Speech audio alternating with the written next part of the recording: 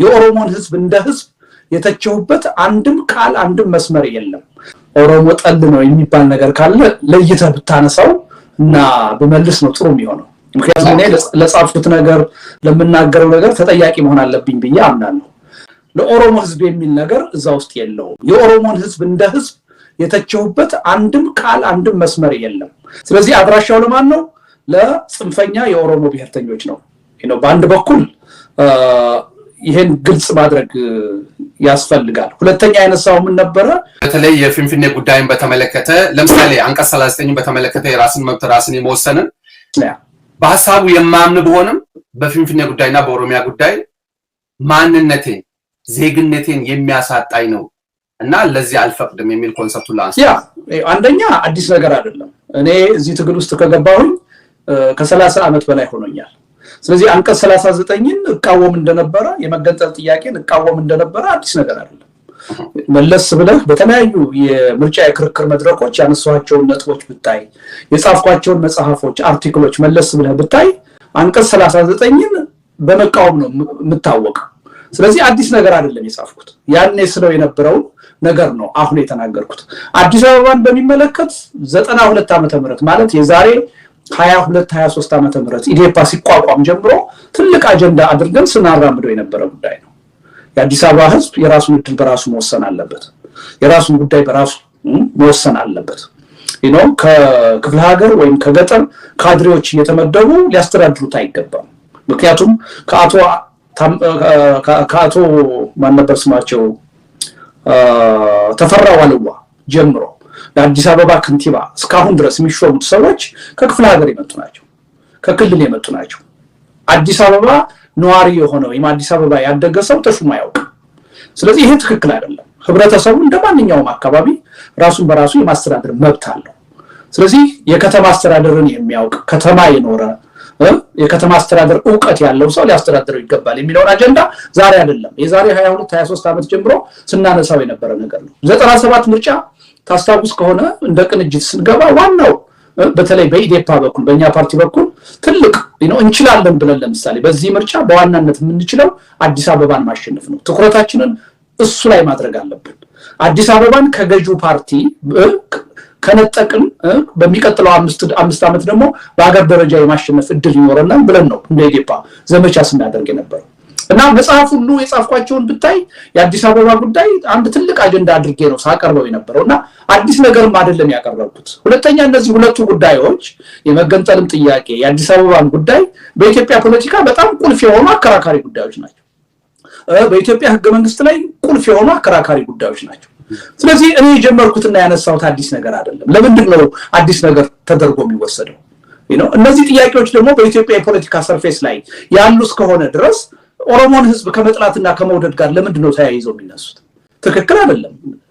አቶ ልደቱ በፌደራል ስርዓቱ ያምናሉ? አዎ አምናለሁ። ከዚህ አንፃር አዲስ አበባ የማን ነው ብለው ነው የሚያምኑት እርስዎ? አሁን በትክክል አንተ አስቀምጠዋል። በአንድ በኩል ምን አልክ? ሰልፍ ሩል አልክ አይደለ? ኤግዛክትሊ።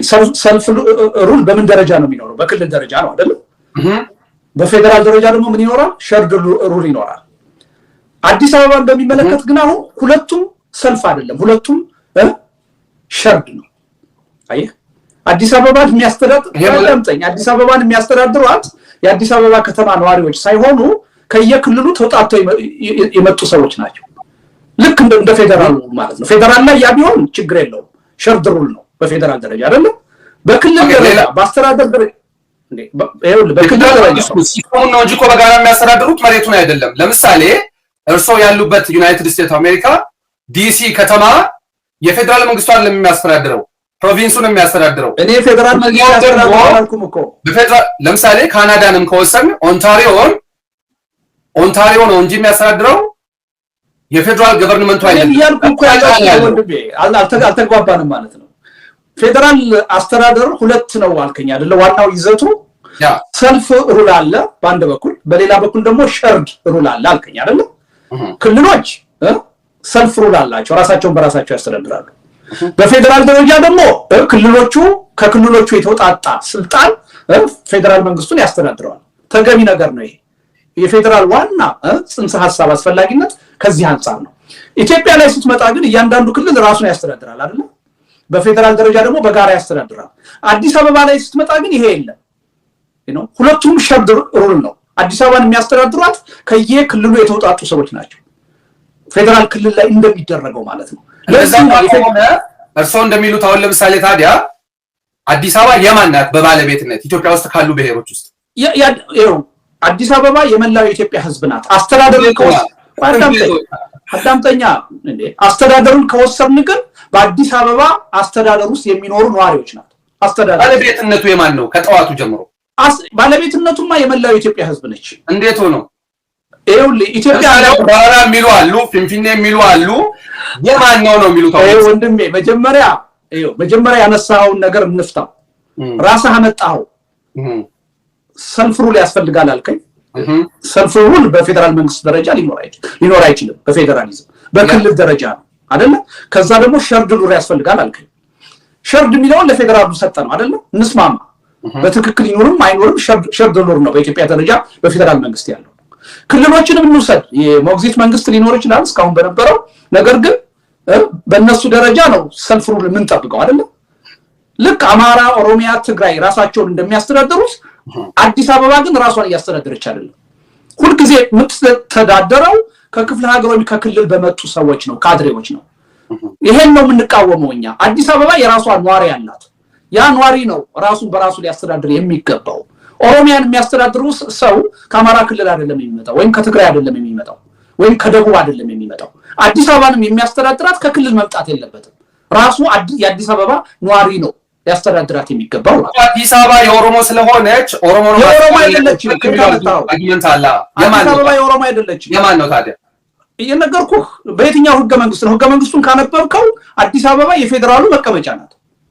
መቀመጫ ነው እንጂ የሚለው ፌደራል ግዛት የለውም።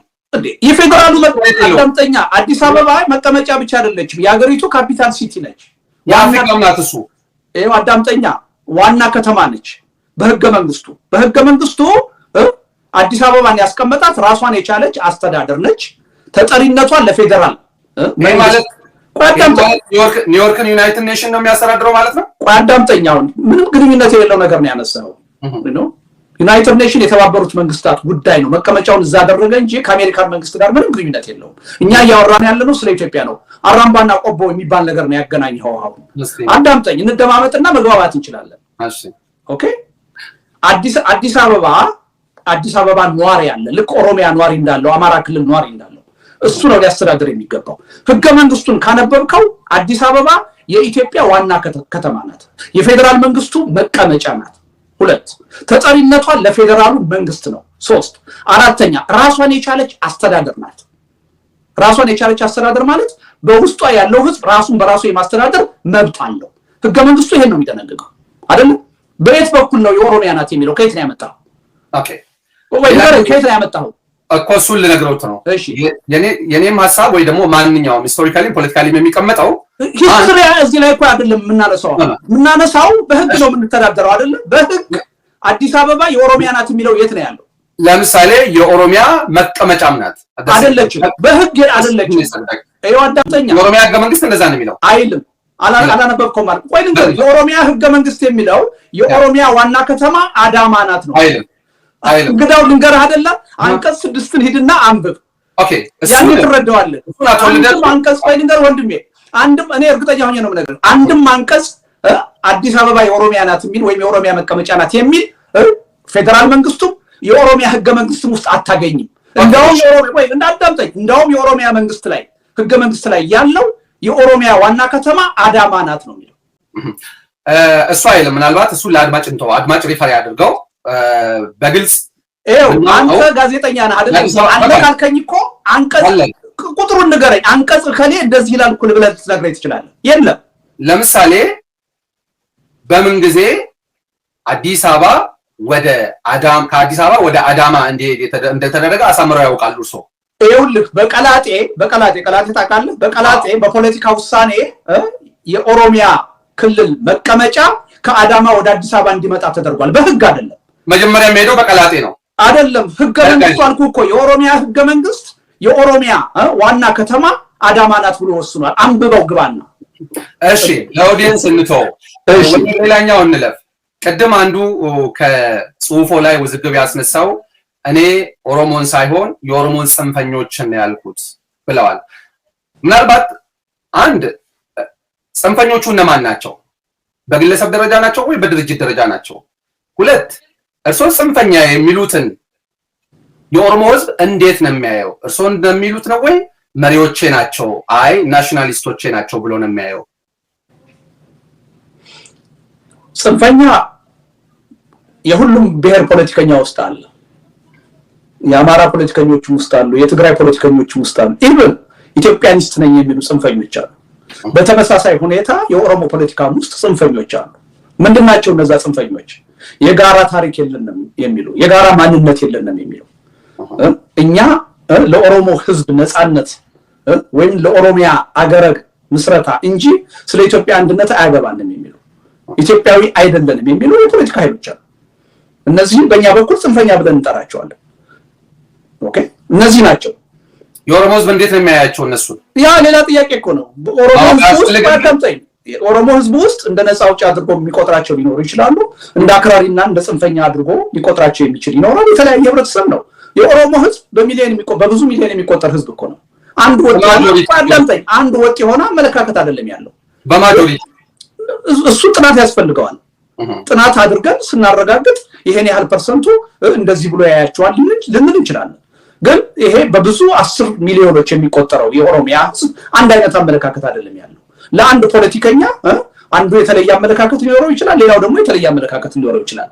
አሁን እሱ ባልተረጋገጠ መረጃ ይሄን ያህል ፐርሰንቱ ሊላህ ይችላል፣ ተገቢም አይደለም። ኦኬ፣ ሌላኛው ደግሞ አሁን አገሪቷን እያስተዳደረ ያለውን የብልጽግናን አስተዳደር አቶ ልደቱ እንዴት ነው የሚያዩት?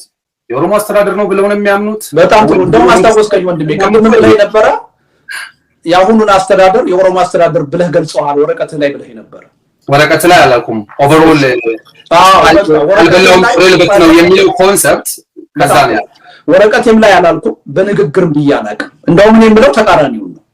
አንዳንድ ጽንፈኛ የኦሮሞ ብሔርተኞች አሁን በስልጣን ላይ ያለውን መንግስት የኦሮሞ መንግስት እንደሆነ አድርገው እያቀረቡ ነው።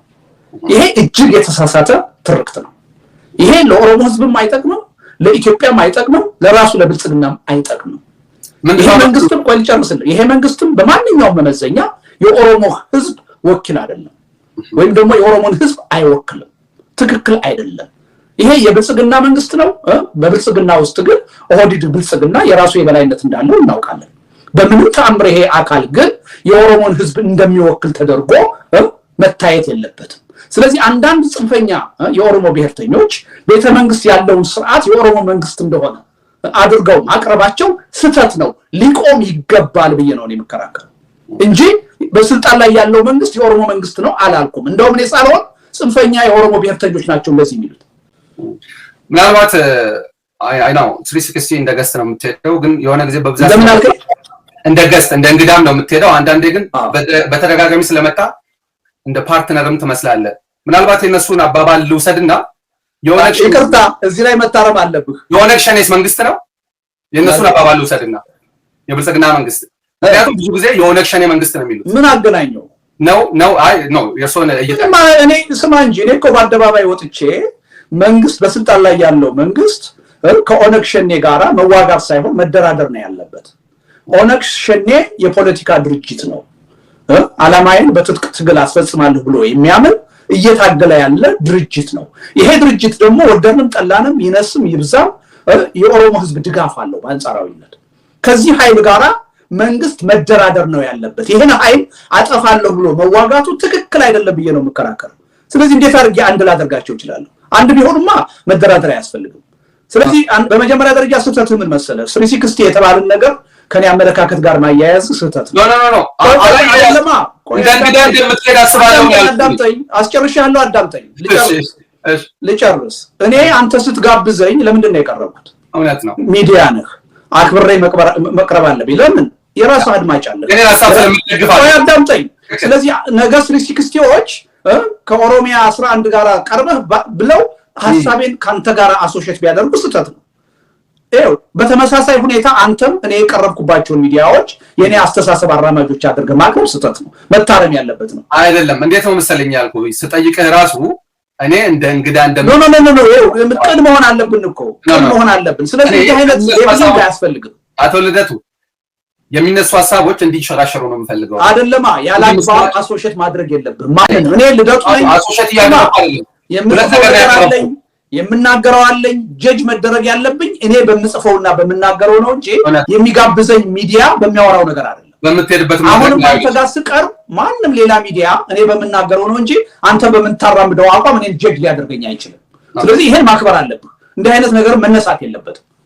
ያ እኔ በግልጽ ለማለት የሞከርኩት ምንድነው እኔ እንደ እንግዳ እንደምትሄድ እንደውም እንደ ገስት ስል ምን ስላልክ እንደ እንግዳ አልኩኝ ደግሜ እንደምትሄድ እገነዘባለሁ። ነገር ግን ተደጋግመህ ስትሄድ ሰው እንደ ፓርትነር ሙላ ሊቆጥረህ ስለሚችል ነው። ለምን ይቆጥረኛል? እንግዳ መሆኔን እያወቀ እኔ እየተናገርኩ እኔ ጋዜጠኛ ስለሆንኩኝ እንደዛ ላስብ እችላለሁ። አንተ እኮ ሌላ ጊዜ ደግሞ ያላጠራነው ነገር አለ። አሁንም ቀርበህ እንድታብራራልን እንድትመልስልን የምንፈልገው ጥያቄ አለ ብትለኝ ተመልሼ እመጣለሁ። ስለዚህ ደጋግሞ ቀረበና እዚህ ሚዲያ ላይ አስተሳሰቡ የነሱ ነው ሊባል አይችልም። ወደዚህ ምን ያስኬድናል? ምንም ጥቅም የለውም። እሱ ነፍሳውና አንተ መጠየቅ ያለብህን ነገር ጠይቅ። እኔ ደግሞ የመመለስና የማብራራት ግዴታ አለብኝ። ኦኬ። ሌላኛው ደግሞ አሁን ያለውን የፖለቲካ ሁኔታ በአጠቃላይ እነ ዶክተር አብይ ወደ ስልጣን ሲመጡ ኢትዮጵያ ወደ ተሻለ የፖለቲካ ሁኔታ ልትሸጋገር ነው የሚል ተስፋ አድሮብን ነበር። ሁላችን በጣም ደስ ብሎን ነበር። ታውቃለህ ዶክተር አብይ ወደ ስልጣን ሲመጡ በነቂስ ሊባል ይችላል በመላው ኢትዮጵያ ነበር ድጋፍ ያገኙት። ኢትዮጵያ ከ27 ዓመቱ አገዛዝ ነፃ ወጥታ ወደ ተሻለ የዲሞክራሲ ስርዓት ልትሸጋገር ነው፣ የተሻለ ሁኔታ ሊመጣ ነው የሚል ተስፋ በህዝባችን ውስጥ ነበር። ነገር ግን ውሎ ሳያድር ችግሮች ናቸው ከዚህም እዛም ብቅ እያሉ የመጡት። በስልጣን ላይ ያለው መንግስት የመንግስት ኃላፊነቱን ተጠቅሞ ሰላምን፣ መረጋጋትን፣ የህዝብ የጸጥታ ዋስትናን ማስከበር አልቻለም። በየተለያዩ የሀገሪቱ አካባቢዎች ግጭቶች ናቸው መፈንዳት የጀመሩት። በግጭቶቹ ምክንያት ደግሞ የሰዎች ስደት፣ መፈናቀል፣ መሞት ነው የተከሰተው። ከዛም አልፎ ታውቃለህ ኦሮሚያ ውስጥ በተለይ ወለጋ አካባቢ ላለፉት 4 ዓመታት ኦልሞስት 4 ዓመት ተኩል አካባቢ ከፍተኛ የሆነ ያልተቋረጠ ጦርነት ተከሰተ። ከዛ ጦርነት ሳንወጣ ላለፉት 2 ዓመታት ደግሞ ትግራይ ውስጥ በተወሰነ ደረጃ አማራ ክልል ውስጥ በተወሰነ ደረጃ አፋር ክልል ውስጥ ደግሞ ከፍተኛ የሚባል ለ1 ሚሊዮን ህዝብ እልቂት ምክንያት የሆነ ጦርነት ውስጥ ገባ። ከዛ ጦርነት ውስጥ ደግሞ በፕሪቶሪያ ስምምነት መሰረት ለጊዜው ወጣን ብለን ስናስብ ሌላ ጦርነት ደግሞ አሁንም በአማራ ሸኔና በኦሮሞ ሸኔ በሚል ስም ደግሞ ተከፈተ። አሁን አማራ ክልል ትልቅ ጦርነት ነው የተከፈተው። ኦሮሚያ ክልል የነበረው ጦርነት የሰላም ድርድር ሙከራ ቢኖርም እንደቀጠለ ነው እና አገሪቱ በአጠቃላይ አሁን ቀውስ ውስጥ ነው ያለችው። ይሄ የሚያሳየን ምንድነው? ለውጥ አመጣለሁ ካለፈው ስህተቴ ጥፋቴ ተምሬያለሁ ብሎ ወደ ስልጣን የመጣው አካል አገሪቱን በአግባቡ ሊያስተዳድራት እንዳልቻለ ነው ያየነው። እና ከአሁን በኋላ ይህች ሀገር አሁን የገባችበት ቀውስ በአንድ የፖለቲካ ድርጅት ወይም በአንድ መንግስት ችሎታ ብቻ ሊፈታ እንደማይችል ኢትዮጵያ ሁሉን አቀፍ የሆነ ሀቀኛ የሆነ ግልጽነት ያለው የናሽናል ዲያሎግ የሚያስፈልግበት ወቅት ላይ እንደሆነች ከናሽናል ዲያሎግም አልፎ አዲስ አይነት የሽግግር ሂደት ውስጥ መግባት የሚያስፈልግበት ሁኔታ ላይ ያለን መሆኑን የሚያሳይ ሁኔታ ውስጥ ነው ያለነው። መንግስት በዚህ ደረጃ የችግሩን ክብደትና ጥልቀት ተረድቶ ወደ እውነተኛ የሰላም ድርድርና ውይይት ካልመጣ ግን ይቺ አገር በመፍረስና ባለመፍረስ ጥያቄ ላይ መሆኗን ነው እያየን ያለነው እና በዚህ አይነት አደጋ ውስጥ ነው ያለነው። ለቀውሱ መፈጠር ምክንያት ወይ ደግሞ ተጠያቂ ማን ነው ብለው ነው የሚያስቡት? ዋናው ተጠያቂ በስልጣን ላይ ያለው መንግስት ነው። እንደምታውቀው በስልጣን ላይ ያለው መንግስት ሰላም አመጣለሁ፣ ከሰላምም አልፎ ደግሞ የኢኮኖሚ ብልጽግና አመጣለሁ፣ የሀገር አንድነት አመጣለሁ፣ ዴሞክራሲን እኩልነትን አመጣለሁ ብሎ ነው ወደ ስልጣን የወጣው። ነገር ግን ስልጣን በወጣ ማግስት ግን 27 ዓመት ሲሰራ የነበረውን ነገር ከመስራትም አልፎ የበለጠ አፋኝ ሆኖ የወጣበት ሁኔታ ነው ያለው። በኢትዮጵያ ታሪክ እንዳለፉት 4-5 ዓመታት የህዝብ መፈናቀል ታይቶ አያውቅም። የጅምላ እስራት ታይቶ አያውቅም። የጅምላ ግድያ፣ ጭፍጨፋ ታይቶ አያውቅም። በኢትዮጵያ ታሪክ በየትኛውም ዘመን 1 ሚሊዮን ያለቀበት የህዝብ ጦርነት አይተናነቅም። በዚህ መጠን በሁሉም ሊባል በሚችል ክልሎች ጦርነት የተቀጣጠለበትና የእርስ በርስ ግድያና ግጭት ውስጥ የገባንበት ወቅት የለም። ስለዚህ ዋናው ተጠያቂ ይሄን ችግር አስቀራለሁ ብሎ ቃል ገብቶ ስልጣን የያዘው መንግስት ላይ ነው። ከዛ በተጨማሪ ግን ጽንፈኛ የሆነ የፖለቲካ አመለካከት ያላቸው ኃይሎች ራሱ የፖለቲካ ባህላችን ተጠያቂ ነው ልንል እንችላለን። ግን ዋናው የፖለቲካ ስልጣን ይዞ ቤተመንግስት ያለው አካል ነው ህዝቡን ወደ በጎ አቅጣጫ ሊመራ የሚጠበቀው። ቃል ገብቶ ወንበሩን ይዞ በጀቱን ይዞ ባንኩን ይዞ ታንኩን ይዞ ይችን ሀገር ወደ በጎ አቅጣጫ አሸጋግራለሁ ብሎ በስልጣን ላይ ያለው መንግስት ነው ዋና ተጠያቂ መደረግ ያለበት። ነገር ግን አሁን በኢትዮጵያ ያለው መሰረታዊ ችግር ምንድነው? ይሄ ዋናው የችግሩ ምንጭ የሆነውን መንግስት መታገል ትተን የጎንዮሽ ትግል ውስጥ ነው ኢትዮጵያውያን የገባነው። አቶ ልደቱ ምናልባት በኢህአዴግ ጊዜ ያልነበሩ ገፊ ምክንያቶችም አሉ የሚሉ ሐሳብ የሚያነሱ ሰዎች አሉ። ለምሳሌ መደበኛ ትጥቅ እንቅስቃሴ ኢትዮጵያ ውስጥ አሁን ያለው ወይ ደግሞ ላለፉት 5 ዓመታት የታየው በኢህአዴግ ጊዜ ከነበረው በጣም የላቀና ልዩ ነው የሚሉ አሉ።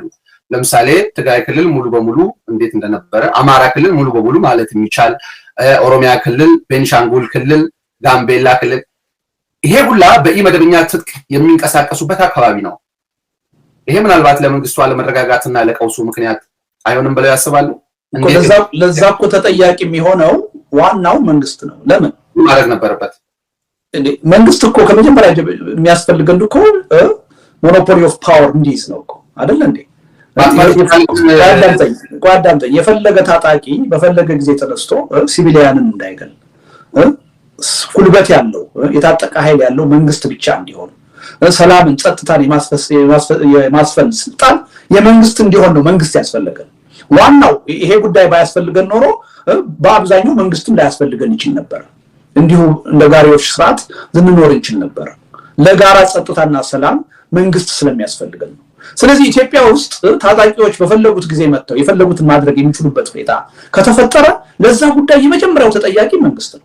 ምክንያቱም መንግስት ነው እንደዛ አይነት ነገር እንዳይኖር ማድረግ ያለበት። አቅም ፈጥሮ ጉልበት ፈጥሮ ህዝቡን አስተባብሮ ከህዝቡ በሚያገኘው ታክስ መሳሪያ ገዝቶ አደረጃጀት ፈጥሮ ኢመደበኛ ያልሆኑ አደረጃጀቶች እንዳይኖሩ ጸጥታን ሰላምን የማስከበር መብት የመንግስት ብቻ እንዲሆን የማድረግ የዜጎችን ጸጥታና ሰላም የማስከበር ኃላፊነት ደግሞ የመንግስት ብቻ እንዲሆን ማድረግ የሚችለው መንግስት ነው።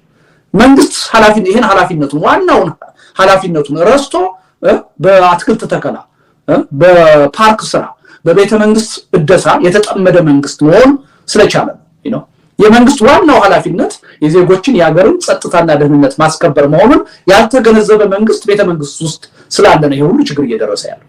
ማበትም የሚባለው የፖለቲካ እንቅስቃሴውም አካባቢ ቢሆን ቅድም የጋራ ታሪክ የለንም የሚሉ ጽንፈኞች አሉ ያሉት አይነት ሐሳብ የሚመስል የትርክት አለመግባባት፣ የታሪክ ሽሚያ፣ የተለያዩ ብዙ ላያግባቡ የሚችሉ ወይ ደግሞ ለፖለቲካ አለመግባባቱ ምክንያት የሚሆኑ ነገሮች አሉ። መጀመሪያ ላይ ስለ አዲስ አበባ ያነሳነውን ጉዳይ ማንሳት እንችላለን። ለምሳሌ እርስዎ የሁሉም ነው ይላሉ፣ ኦሮሞ የኦሮሞ ነው ይላል፣ አማራ ደግሞ እንደውም በራራ ትባል ነበር የአማራ ናት ይላል አይልም እንዴ? አብን እኮ የአማራ ፓርቲ ነው። ይሄው ለይተህ ነው መናገር ያለብህ። አማራ አልከው አማራ እንደ ህዝብ ማጆሪቲው ላይ ወይ ደግሞ የተወሰነ ላይ እንደ ህዝብ ቮት አድርጎ አማራ ይናል። እሱን መለየት አለብንና እኔ ለምሳሌ ግን ብዙ የአማራ ኤሊቶች ይላሉ። ብዙ የአማራ ኤሊቶች የአማራ ጽንፈኛ ኤሊቶች ልትለው ትችላለህ። የአማራ ጽንፈኛ ብሔርተኞች ካልክንስ በተዛውጭ ግን አብዛኛው የአማራ ህዝብ አዲስ አበባ የጋራችን ነው የሁላችን ነው ይላል እንጂ የአማራ ብቻ ነው አይደል። እኔ ሲል ሰምቼ አላውቅም። በጣም በቁጥር በጣት ሊቆጠሩ የሚችሉ ጽንፈኛ አካሎች ናቸው ይሄን የሚሉት። እነዚህ ደግሞ የአማራውን ህዝብ አይወክሉም። ኦኬ ለምሳሌ እኔ እስከማውቀው ባልደራስ ከፍተኛ አቋም አለው በዚህ ጉዳይ ላይ፣ እንደዚያውም ደግሞ አብን ከፍተኛ አቋም አለው። በእናንተ ጊዜ የነበሩ ብዙ ፖለቲካ ፓርቲዎችም ይሄንን ጉዳይ እንደሚያነሱት ያውቃሉ። አሁን አዳምጠኝ። ባልደራስም ካልክ እኔ አንድም ቀን የአማራ ናት ሲል ሰምቼ አላውቅም። ባልደራስ ውስጥ ያሉ የተወሰኑ ግለሰቦች አብን ውስጥ ያሉ አመራሩ ካለ ማንን ነው የሚወክለው? አመራሩ እኔን አይወክልም። እየነገርኩህ እኮ ነው። ኃላፊነት የለበትም እያልኩህ አይደለም። ፓርቲ አመራሩ እንደዛ አይነት ነገር ሲናገር የማስተካከል ኃላፊነት አለበት። ዝም ካለ ግን አዳምጠኝ። በድርጅት ደረጃ ሲጠየቁ ግን እያሉ ያሉት የሁላችንም ነው እንጂ በድርጅት በብል ስታንዳርድ ነው። አቶ ልደቱ ይኸው አጥርተን እንየው፣ ከኃላፊነት ለማሸሽ አይደለም። በድርጅት ደረጃ ፕሮግራማቸውን ማየት ትችላለህ። በአመራር ደረጃም ድርጅታቸውን ወክለው ሲናገሩ የሚሉትን ስንሰማ ነው የኖርነው። ሲጠየቁ የሚሉትን አዲስ አበባ የሁላችንም ናት ነው እንጂ የአማራ ናት አይሉም። ነገር ግን አንዳንድ ጽንፈኛ አመለካከት ያላቸው ሰዎች አብንም ውስጥ ባልደራስም ውስጥ አሁን የምትለውን ነገር ይላሉ። ይሄ ትክክል አይደለም። ፓርቲዎችም ይሄ ኃላፊነት አለባቸው። በውስጣቸው ያሉ አመራሮች እንዲህ አይነት ነገር ሲናገሩ በፍጥነት የማረም ኃላፊነት አለባቸው። ባለማረማቸው መወቀስ አለባቸው፣ ማስተካከል አለባቸው። የድርጅቶቹ አቋም ተደርጎ ግን መወሰድ የለበትም። ኦኬ ኖርማሊ ይሄ በፖለቲከኞች ደረጃ ብቻ ሳይሆን በፖለቲካ በታሪክ ምሁራኖች ጭምር አለመግባባቶች አሉ። በተለያዩ ጽንፍ የሚነሱ ሐሳቦች አሉ። በግራም ይሁን በቀኝ ከጀጅመንቱ ወተን ምንድነው ሊያስታርቅ የሚችለው? እንግዲህ ሊያስታርቀን የሚችለው ውይይት፣ ድርድር ነው። የጋራ የሆነ ህገ መንግስት ማርቀቅና ማጽደቅ ነው። ሊያስማማን የሚችለው ይሄ ነው። ዴሞክራቲክ በሆነ መንገድ ችግርን መፍታት፣ በልዩነት ላይ መከባበር፣ አንድ በሚያደርጉ ነገሮች ላይ አብሮ መስራት። የፖለቲካ ልዩነቶች ፓርቲዎች ደግሞ ልንስማማባቸው የማንችል ጥያቄዎች ወይም ጉዳዮች ሲገጥሙን ለጉዳዩ ዋና ባለቤት ለህዝቡ ውሳኔ ማቅረብ፣ ህዝቡ የሚወስነውን ነገር አክብረን መቀበል። ይሄ ነው የሚጠበቀው። በጠመንጃ በጽንፈኝነት በውጊያ በግጭት እንዲህ አይነቶችን ጉዳዮች ማቻቻል አይቻልም። እንዲህ አይነት ልዩነቶች ደግሞ በእኛ ሀገር ብቻ አይደለም ያሉት፣ በሌላው ዓለም ሁሉ አሉ። እነሱ ግን ዲሞክራሲያዊ የሆነ ባህል ፈጥረው በመቻቻል ፖለቲካ፣ በሰጥቶ መቀበል ፖለቲካ፣ በድርድር ፖለቲካ ነው ይሄን የፈቱት የተሻገሩት። እኛም ያን ባህል ካዳበርን ብቻ ነው እንዲህ አይነቶቹን ችግሮች መሻገር የምንችለው። ልዩነት መቼም ቢሆን በአንድ ሀገር ውስጥ አይጠፋም፣ በአንድ ህዝብ ውስጥ ሊጠፋ አይችልም። ዋናው ነገር ምንድነው? ልዩነቱ ሲፈጠር ከግጭት መለስ፣ ከጦርነት መለስ በውይይትና በድርድር ለመፍታት መዘጋጀት ነው። የአብላጫው ድምፅ አሸናፊ ሆኖ የወጣበትን ሐሳብ ሁላችንም ልንገዛበት ይገባል። የማይኖሪቲው መብት ደግሞ እንዲከበር ማድረግ ያስፈልጋል። ከኛ ከፖለቲከኞቹ አቅም በላይ የሆነውን ነገር ደግሞ ወደ ህዝብ ወስዶ በህዝብ ውሳኔ እንዲፈጸም ማድረግ ነው። ዛሬ የተሸነፈ ሐሳብ ካለን ለጊዜው ተቀብለን በሂደት ደግሞ በህዝብ ትግል እንደገና ወይም በሌላ ሪፈረንደም እንዲቀየር መጣር ነው። የሰከነ የፖለቲካ ሁኔታ መፍጠር የምንችለው እንዲህ አይነት ባህል መገንባት ነው። አሁን ግን ምንድነው ችግሩ? ልዩነታችንን በጠረጴዛ ዙሪያ ሳይሆን በጦርነት፣ በግጭት፣ በኃይል ለመፍታት ነው እየጣርን ያለ ነው። ይሄ ደግሞ ከጽንፈኝነትና ከብሔርተኝነት ፖለቲካ የመነጨ አካሄድ ነው።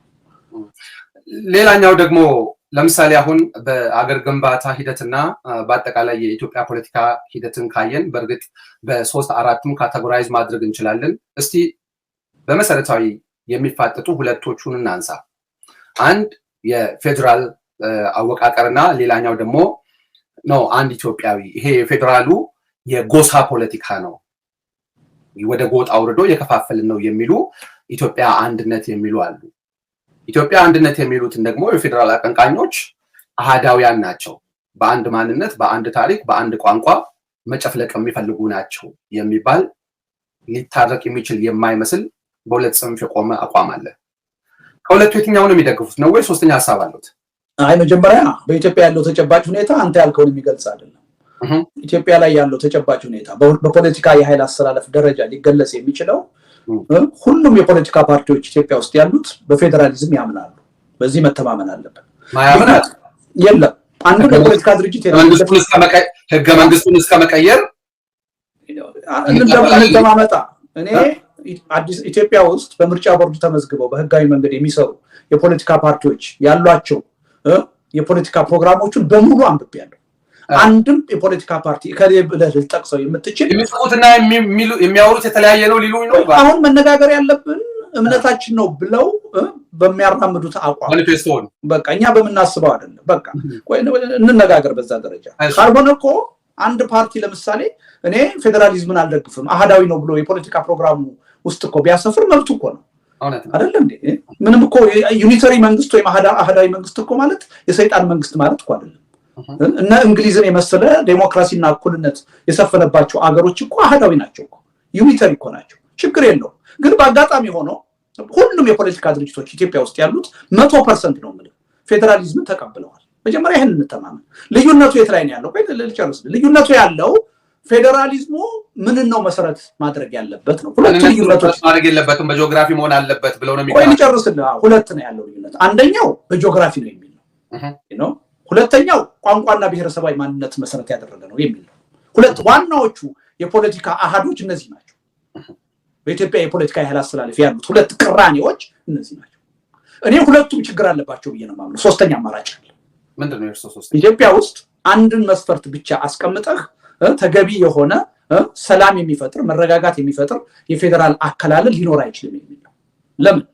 ጂኦግራፊን ብቻ ማድረግ ተገቢ አይደለም። ለምን? ኢትዮጵያ የዳይቨርሲቲ ሀገር ነች፣ የብዙሃን ሀገር ነች። ብሔረሰባዊ ማንነትና ቋንቋን ብቻ ደግሞ አድርገህም ማድረግ አንችልም። ለምን? ኢምፖሲብል ነው። አንደኛ ተገቢ አይደለም፣ ሁለተኛ የማይቻልም ነው። ለምሳሌ 83 ብሔር ብሔረሰቦች አሉ ኢትዮጵያ ውስጥ። ስለዚህ 83 የፌዴራሊዝም አሃዶች ወይም ክልሎች ልንፈጥር አንችልም በኢትዮጵያ ተጨባጭ ሁኔታ። ስለዚህ አይሰራም። ሁለተኛ የኢትዮጵያ ሕዝብ በብዙ እና በረጅም ጊዜ የታሪክ ሂደት እርስ በርስ ሲዋለድ ሲዋሃድ የኖረ ነው። በጦርነት፣ በስደት፣ በንግድ፣ በብዙ ምክንያቶች ሲዋሃድ የነበረ ሕዝብ ነው። ስለዚህ ሁሉም ቦታ ላይ ቋንቋንና ብሔራዊ ማንነትን መሰረት አድርገህ ደንበር መፍጠር አትችልም። ብዙ ቦታ ላይ የተዋሃደ የተቀየጠ ህብረተሰብ ነው ያለው። ስለዚህ ይሄም ለብቻው አይሰራም። ጂኦግራፊም የሚለው ሎኬሽን ስለሆነ ሌሎች ብዙ ብዝሃነቶች ስላሉ አይሰራም። ስለዚህ የሚሻለው ምንድነው? አውደ ሰፊ የሆነ መስፈርቶች መቀመጥ አለባቸው። ለምሳሌ አንዱ ራሱ ጂኦግራፊ ነው፣ ሌላው ደግሞ ራሱ ቋንቋና ብሔረሰባዊ ማንነት ነው፣ ሌላው ታሪካዊ ትስስር ነው፣ ሌላው የአስተዳደር አመችነት ነው፣ ሌላው የኢኮኖሚ አመችነት ነው፣ ሌላው የቆዳ ስፋት ነው፣ ሌላው የህዝብ ብዛት ነው።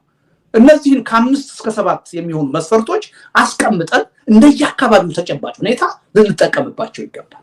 አንዳንዱ ቦታ ላይ አንዱ ወይም ሁለቱ ተሟልተው ሊገኙ ይችላሉ። አንዳንዱ ቦታ ላይ 3-4 መስፈርቶችን በአንድ ላይ ለመጠቀም ልንገደድ እንችላለን። እንግዲህ ይሄ ሳይንሳዊ የሆነ ምንድነው ያ ሞዴል? ለምሳሌ አሁን አገልግሎት ላይ ያዋለበት አለ፣ የሞከረ ሀገር አለ። ምንድነው የሚባለው? ያ ለምሳሌ የደርግን የመጨረሻ ዘመን እንውሰድ። መጀመሪያ በክፍለ ሀገር የተከፋፈለ ነበር። ጂኦግራፊ ብቻ ነበር። መጨረሻ ላይ ግን ይሄ የፈጠረው ችግር እንዳለ ታውቆ ወደ 25 ክፍለ ሀገሮች እንዲሆኑና ከ25 ውስጥ 5ቱ ራስ ገዝ እንዲሆኑ ተደረገ። አየህ፣ አንዳንድ ቦታ ጂኦግራፊን ብቻ ተጠቀሙ ማለት ነው። ሌላ ቦታ ግን 5ቱ ቦታዎች ላይ ምን ተጠቀሙ? ብሔረሰባዊ ማንነትና ቋንቋን ተጠቀሙ። ወደ 25 ከ14 ክፍለ ሀገር ወደ 25 እንዲያድግ ተደረገ። ነገር ግን ከዛ በኋላ በአጋጣሚ ሆኖ መንግስት እድሜ አላገኘም። ኦኬ፣ ሌላ መከራከሪያ ሐሳብ ላንሳሉት። ለምሳሌ አሁን በሚሉትም ሆነ ወይ ደግሞ በከፊል ባልገለጹት፣ እኔ አሁን ይሄ የደርግ ይሁን እያልኩ አይደለም። ምን አማራጭ አለ ስላልከኝ፣ የኔ አማራጭ ይሄ አይደለም። የትኛው ነው የእርሱ አማራጭ? የኔ አማራጭ አሁን ለምሳሌ በኢትዮጵያ ባለው ተጨባጭ ሁኔታ እስከ 20 ሊያድጉ ይችላሉ የሚል እምነት አለኝ። ስለዚህ ምንድነው ለምሳሌ ቋንቋና ብሔረሰባዊ ማንነትን ስትሪክትሊ በቀበሌ በወረዳ ደረጃ ላይ እንዲኖር ማድረግ እንችላለን። ህዝቡ ራሱን በራሱ የሚያስተዳድረው በቋንቋው የሚዳኘው በቋንቋው የሚማረው በአብዛኛው በወረዳና በቀበሌ ደረጃ ነው። እዛ ላይ ስትሪክትሊ ቋንቋን መጠቀም እንችላለን። ከፍተኛ የሆነ የህዝብ ስብጥር ባለበት በዞን በክልል ደረጃ ስንመጣ ግን ሞር አስተዳደራዊ አመችነትን፣ ኢኮኖሚያዊ አመችነትን፣ ጂኦግራፊ ልንጠቀም እንችላለን። ስለዚህ ወሳኙ ምንድነው? ጥናት ተደርጎ እንደየአካባቢው ተጨባጭ ሁኔታ አሁን ዝም ብለን ቁጭ ብለን እናንተ ተወያይተን ስላልበዛ ነው ችግሮች የተፈጠሩት። እኔ አልወጣኝም እንደዛ ምናምን ስለሆነና 20 ስላልሆነ ነው ክልሎች አልወጣኝም እንደዛ። እና ምንድነው የሚያመጣው መፍትሄ? 20 ማድረግ ወይ ደግሞ ቅድም አልኩህ እኮ መስፈርቱን አንድ ጉዳይ ወይ ጂኦግራፊ ወይ ቋንቋና ብሔረሰባዊ ማንነት ከማድረግ አውደ ሰፊ የሆኑ መስፈርቶችን እንዲያካትት ማድረግ ይቻላል። የአካባቢውን ተጨባጭ ሁኔታ ያገናዘበ ማድረግ እንችላለን። ለምሳሌ ሶማሊያ አካባቢ የሰራው መፍትሄ አዲስ አበባ ላይ ወይም አማራ ክልል ላይ ሊሰራ ይችላል እንደየአካባቢው ተጨባጭ ሁኔታ። ምክንያቱም ኢትዮጵያ 3 አይነት የጂኦግራፊ አቀማመጥ ለምሳሌ አለ። ደጋ አለ፣ ወይና ደጋ አለ፣ ቆላ አለ አይደል? ቆላ አለ። በብሔረሰብ ማንነት ከወሰድን 83 አይነት ብሔረሰብ አለ። አስተዳደራዊ አቀማመጥን ጂኦግራፊን ከወሰድን ደግሞ እንዲሁ የተሰባጠረ ነው። ማንነትን ከወሰድን ከተሞች አካባቢ ስንሄድ፣ አንዳንድ ክልሎች ስንሄድ በጣም የተሰባጠረ ህዝብ እናገኛለን። አንዳንድ አካባቢ ስንሄድ ደግሞ ፒውርሊ የአንድ ብሔረሰብ ማንነት እናገኛለን።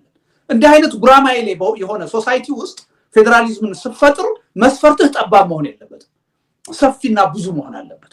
በዛ ደረጃ ማየት አለብን። ይሄን ግን እንዲሁ ፖለቲከኞች በንግግር የምንወስነው ነገር አይደለም። ኮሚሽን ተቋቁሞ ባለሙያዎች ጥልቅ የሆነ ጥናት መሬት ላይ አካሂደው ህዝቡ ራሱ ተጠይቆ ተወያይቶበት የሚወስነው ነገር ነው መሆን ያለበት። እስቲ ባለፈው እርስዎ በጽሁፎ የሚያነሱትን አንዱ የኦሮሚያ ክልል ሪኮመንዴሽንን ነው። እንደውም የኦሮሞ ኤሊቶች መጠየቅ ያለባቸው ወይ ደግሞ የኦሮሞ ፖለቲከኞች ክልሉ በጣም በስቷል እንደው 3-4 ቦታ ከፈልፈል ቢደረግልን ብለው ቢጠይቁ ነው የሚሻለው የሚል ሪኮመንዴሽን ጠይቀው ነበር። እስካሁን ያነሳ የኦሮሞ ፖለቲከኛ አልሰማውም። እስቲ በሱ ሐሳብ እንዴት የት ቢከፈል ነው ብለው የሚያስቡት ምን አይነት ፕላን አሉት? ኦሮሚያ እንደምታውቀው በአገሪቱ ውስጥ በጣም ሰፊውና ትልቁ ክልል ነው አይደለ? ቀጥሎ ደግሞ አማራ ክልልን እናገኛለን። ቀጥሎ ደግሞ ደቡብ ክልልን እናገኛለን። እነዚህ ሶስቱ ከአቅም በላይ የሰፉ ክልሎች ናቸው። ኢትዮጵያ ውስጥ ያለው አንዱ የፌደራል አከላለሉ ችግር ምን መሰለህ? ኦሮሚያን ብቻ ነው የጠቀሱት እርሶ እዛ ላይ። እባክህ ሂድና ለምሳሌ ስጦታ ከእስር ቤት የሚባል በህገ መንግስት ጉዳይ ላይ እዛ ላይ ሄደህ ብታይ አማራ ክልል፣ ኦሮሚያ ክልልና ደቡብ ክልል መከፈል አለባቸው ብዬ ነው የጻፍኩት። እስቲ የኦሮሚያን ምን አይነት ፕላን አሉት? እስቲ የኦሮሚያ ለምሳሌ 5 ክልል መሆን ይችላል የሚል እምነት አለኝ። የት ይቆርጡታል? እሱ ጥናት ነው የሚያደርገው። እኔ አሁን ባለኝ ከቆዳ ስፋትና ከህዝብ ብዛት አንጻር ካስተፋፈር አንጻር ኦሮሚያ ትልቅ ክልል ነው። ይሄ ክልል ወደ 4 ወይም ወደ 5 ክልል ቢያድግ መከፋፈል ብለህ አትውሰደው፣ ቢያድግ እድገት ነው፣ የበለጠ ተጠቃሚ ይሆናል የሚል እምነት አለኝ። ቆይ በፌደራሊዝም አምናለሁ ትላለህ አይደለ? የኦሮሞ አብዛኞቹ ብሔርተኞች የፌደራሊዝም ዋና ጠበቃ ነን ብለው ነው የሚያምኑት። እኔ በምንም አላምንም። እኔ ጋዜጠኛ ነኝ ያቀርብክ ያለው ፌደራሊዝም በአገር ደረጃ ብቻ አይደለም የሚያስፈልገን፣ ፌደራሊዝም በክልል ደረጃ የሚያስፈልገናል። ስለዚህ ዋናው የአሃዳዊነት አቀንቃኞች አሁን የኦሮሞ ብሔርተኞች ናቸው። ለምን? አንድ ኦሮሞ የሚባል ትልቅ ክልል ነው የምንፈልገው። በኦሮሚያ ክልል ውስጥ ፌደራሊዝም እንዲኖር አንፈልግም ነው እያሉ ያሉት። ስህተት ነው። ፌደራሊዝም የምትፈልግ ከሆነ ፌደራሊዝም በማንነት የተመሰረተ ፌደራሊዝም ከሆነ ኦሮሞ የተለያየ ማንነት አለው እያሉኝ ነው ወይ? ምን ማለት ነገርኩህ እኮ ማንነት አንዱ መመዘኛ ነው እንጂ ብቸኛ መመዘኛ መሆን የለበትም። በኢትዮጵያ ተጨባጭ ሁኔታ አይሰራም ማለት ነው። ኦኬ፣ ለምሳሌ አንድ መከራከሪያ ለዚህ ላቅርብልዎት። አማራ ክልልና ደቡብ ክልልን ጎን ለጎን እናስተያይ። ለምሳሌ ደቡብ ክልል በብዛት የተለያዩ ብሔሮች ያሉበት ክልል ነው። አዎ፣ እነዛ ብሔሮች በአንድ ክልል ውስጥ ይጠሩ እንጂ በወረዳ ደረጃም ቢሆን በቋንቋቸው በማንነታቸው ኤክሰርሳይዝ ያደርጋሉ። አዎ፣ አማራ ክልል ላይ ብንወስድ ግን ለምሳሌ እንደዛው ኦሮሚያ ክልል ከሚሴ አካባቢ በኦሮምኛ ኤክሰርሳይዝ ያደርጋል። ነገር ግን በጣም ብዙ ተጨቁነናል፣ ማንነት ጫና ደርሶብናል የሚል የማንነት ጥያቄ የሚያነሱ ህዝቦች አሉ። እነ ቅማንት፣ እነ አገው፣ ሌሎችንም መጥቀስ ይቻላል። በብዛት እርሶም ያውቃሉ ከኔ የተሻለ ፖለቲካውን እዛ አካባቢ። ሁለቱን ስናስተያይ አሁን እርሶ እንደሚሉት የተለያዩ ማንነቶችን አንድ ባስኬት ውስጥ አምጥቶ ማንነታቸውን መንጠቁ ወይ ደግሞ በቋንቋው በማንነት ላይ የተመሰረተ ፌደራሊዝም አለመሆኑ ማንነታቸው እንዲጠፋ እንዲጨቆኑ ምክንያት አይሆንም? በጣም ጥሩ ምሳሌ ነው ያመጣው። ምሳሌው ግን ተቃራኒው ነው እውነታው ጋር አብሮ የሚሄደው። እንዴት? ለፌደራሊዝም የሚቀርበው ኦሮሚያ ክልል ሳይሆን አማራ ክልል ነው። ለምን? አማራ ክልል የተለያየ ብሔር ብሔረሰቦች ያሉበት አዳምጠኛ ልጨርስልህ። ጠየቀኝ አይደል እንዴ ወንድሜ? ስጠይቀኝ አዳመጥኩ፣ አስጨረስኩ። እኔ ደግሞ ስመልስ አስጨርሰኝ። ኦኬ። አማራ ክልል ተብሎ ነው የተሰየመው አይደል? ነገር ግን በውስጡ የተለያዩ ማንነቶች እንዳሉ ሪኮግናይዝ አድርጎ ልዩ ዞኖችን ፈጥሯል። ሪኮግናይዝ አድርጎ ልዩ ዞኖችን ፈጥሯል። ቆይ ልጨርስልህ፣ አስጨርሰኝ። ከማንተና አገው ያሉት ይነግሩኛል። ኦ ማይ ጋድ፣ አዳምጠኛ ልጨርስ። እሺ። የኦሮሚያ ልዩ ዞን አለ አይደለ? ይሄን ታውቃለህ? አውቃለሁ። የኦሮሚያ ልዩ ዞን አለ። የአገው ሁምራ ልዩ ዞን አለ አይደለ? የአርጎባ ልዩ ወረዳ አለ። ይሄ የተደረገው ለምንድን ነው? ውስጥ አማራ ክልል ውስጥ የተለዩ ማንነቶች አሉ። እነዚህ አካባቢዎች ራሳቸውን በራሳቸው ማስተዳደር አለባቸው ተብሎ ልዩ አስተዳደር ተሰጥቷቸዋል። ኦኬ። በተነጻጻሪ ኦሮሚያ ሂድ፣ አንድም ወረዳ አንድም ዞን በልዩ አስተዳደር የተሰጠ የለም። በሚሊዮን የጋራ ማንነት ያለው ማህበረሰብ አለ ከኦሮሞ ውጪ። ለምን አይጠቅሱም? እሱ በሚሊዮን የሚቆጠር አማራ አለ። የት? ኦሮሚያ ክልል። የት ወረዳ? እንግዲህ ስታቲስቲክሱን አታውቀው ከሆነ አዳማ 40% ነው ወይ ደግሞ ቢሾፍቱ 30% ነው ቢሉኝ ወይ ደግሞ ለግማሹም ቢሆን የጋራ ማንነት አዳምጠኝ። ህዝብ አለ አይደለ? አማራ ክልል በዞን ደረጃ መዋቀር የሚገባቸው በዞን ደረጃ ቁጥራቸው ያነሰ የአርጎባ ህዝብ በጣም ጥቂት ነው፣ በልዩ ወረዳ ተዋቅረዋል። ኦሮሚያ ክልል ስትመጣ ግን እንዳው ከሌላው የኢትዮጵያ ክፍል ኢቭን ከአማራም በላይ አብዛኛው የተሰባጠረ ህዝብ የሚኖርበት ጉራጌ የሚለው ወስደዋለሁ ኦፍ ኮርስ የሚኖርበት የተሰባሰበና የተሰባጠረ ግን የተለያየ ነው። የተሰባሰበ ነው እንጂ እኮ ልዩ ወረዳም ቢሆን የሚሰጠው ለተሰባጠረው ከተለያየ መጥተው እንዴት ልዩ ወረዳ ይሰጣል? አዳምጠኝ። አርሲ ብዙ ወረዳዎች አሉ። ለምሳሌ የአማራ ህዝብ የሚኖርባቸው ይኖራል፣ ግን ማጆሪቲ ነው። ወረዳዎች ማጆሪቲ ይሆኑ አሉ። የት ስታቲስቲክሱን ሂድናይ እና አርባ ጉጉ ያሉበትን አካባቢ ሂድናይ። አሩሲ ላይ ብዙ ቦታዎች አሉ። ባሌ ላይ ብዙ ቦታዎች አሉ። ከተሞችን ውሰድ። ለምሳሌ አዳማን ብትወስድ አብዛኛው ህዝብ ነን ኦሮሞ ነው። የተለየ አስተዳደር ግን አልተሰጠውም። ለምሳሌ አዳማ ላይ ለምሳሌ ለየትኛው ብሔር ነው ልዩ ወረዳ መስጠት አለበት ብለው የሚያስቡት? ለምሳሌ እስቲ ለጉራጌ ነው ለአማራ ነው? አዳምጠኝ። ማጆሪቲው ነን ኦሮሞ ነው። ማጆሪቲው ነን ኦሮሞ እስከሆነ ድረስ አስተዳደሩ የኦሮሞ ሊሆን አይችልም። ምን የሚል እኮ ነን ኦሮሞ የሚል በቃ ነን ኦሮሞች ሁሉንም ያካተተ አስተዳደር እንደ አዲስ አበባ መኖር አለበት ማለት ነው። ለሁሉም የሚሆን ነዋሪዎቹን የሚመስል። ኦሮሚያ ግን 100% ጨፍልቆ አንድ ክልል ላይ ሆነ። ለፌደራሊዝም የሚቀርበው እውነቱን ልንገርህና ከኦሮሚያ ክልል ይልቅንስ አማራ ክልል ነው። አሁንም ክልሎች ይደጉ፣ አንድ ክልል ሰፊ ክልል ከሆነ ወደ 3 ወደ 4 ወደ 5 ይደግ ሲባል የመጀመሪያ የሚቃወሙት የኦሮሞ ብሔርተኞች ናቸው። ይሄ ምን ማለት ነው? ጸረ ፌደራሊዝም መሆን ነው። ፌደራሊዝም በኢትዮጵያ ደረጃ ሳይሆን በክልል ደረጃም ያስፈልገናል። 100% የኦሮሞ ህዝብ የኦሮሞ ክልል ነዋሪ ኦሮሞ ብቻ እንኳን ቢሆን በሪጅን ደረጃ ፌደራሊዝም ያስፈልገዋል። አንድ ወጥ በሆነ አስተዳደር መስተዳደር። ምክንያቱም ፌደራሊዝም አንዱ የሚያስፈልገው አስተዳደሩን ለህዝብ ለማቅረብ